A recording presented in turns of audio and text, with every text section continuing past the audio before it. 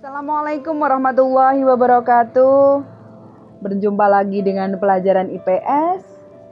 Ibu harapkan kalian tetap semangat, walaupun memang kita belum bisa untuk berjumpa lagi secara bersama-sama di sekolah untuk belajar lagi di sekolah.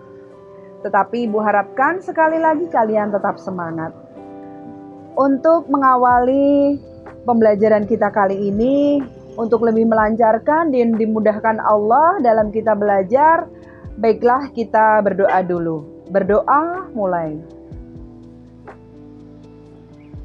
Selesai.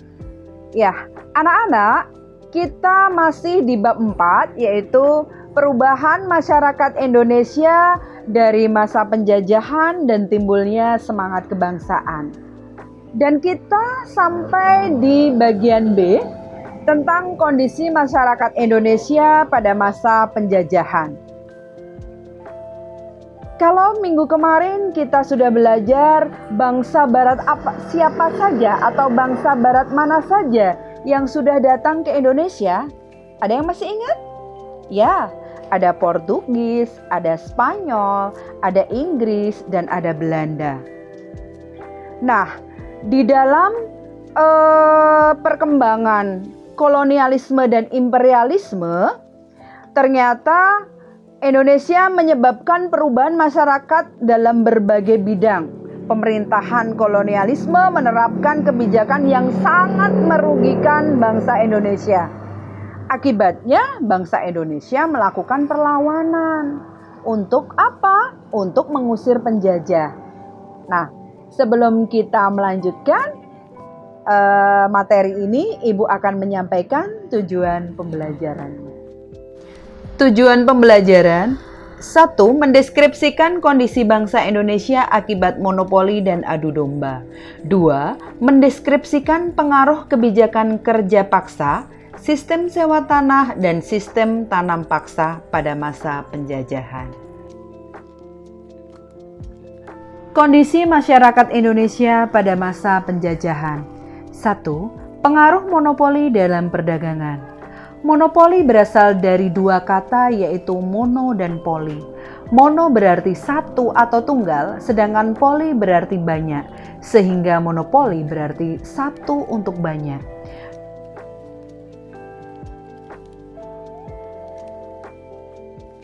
Dalam konteks perdagangan, monopoli berarti situasi yang mengadakan barang dagangannya tertentu dikuasai oleh satu orang atau satu kelompok. Dengan demikian, harga barang dapat dikendalikan oleh pelaku monopoli. Contoh pelaku monopoli perdagangan adalah VOC, Persekutuan Dagang Belanda, dan AAC, Persekutuan Pedagang Inggris. 2. Pengaruh kebijakan kerja paksa. Mendengar istilah kerja paksa, kita pasti membayangkan suatu pekerjaan yang dilakukan dengan pemaksaan oleh pihak tertentu. Dalam hal ini, pasti ada majikan yang memaksakan kehendak dan ada pula pekerja yang bekerja secara terpaksa. Pada zaman penjajahan Belanda, rakyat Indonesia pernah mengalami kerja paksa yang dikenal dengan nama kerja rodi. 3. Pengaruh sistem sewa tanah. Sistem sewa tanah diberlakukan bagi masyarakat Indonesia pada masa Gubernur Jenderal Raffles dari Inggris. Sistem sewa tanah ini dikenal dengan nama Landrent System dengan ketentuan sebagai berikut. A. Petani harus menyewa tanah padahal petani adalah pemilik tanah. B. Harga sewa tanah ditentukan oleh pemerintah Inggris di Indonesia. C. Pembayaran sewa tanah dilakukan dengan uang tunai. Pengaruh sistem tanam paksa. Sistem tanam paksa dikenal dengan istilah Kulturstelsel. Pemerintah Hindia Belanda memaksa rakyat Indonesia untuk menanam jenis tanaman rempah-rempah. Kebijakan ini diberlakukan di Indonesia pada masa pemerintahan Gubernur Jenderal Johannes van den Bos. Perlawanan terhadap kolonialisme dan imperialisme. Kedatangan bangsa Eropa ke Indonesia ternyata mengakibatkan penderitaan bagi masyarakat. Penderitaan ini terjadi di berbagai aspek kehidupan masyarakat. Sebagai reaksi dari penderitaan dan berbagai kebijakan yang merugikan masyarakat, maka terjadilah perlawanan di berbagai daerah.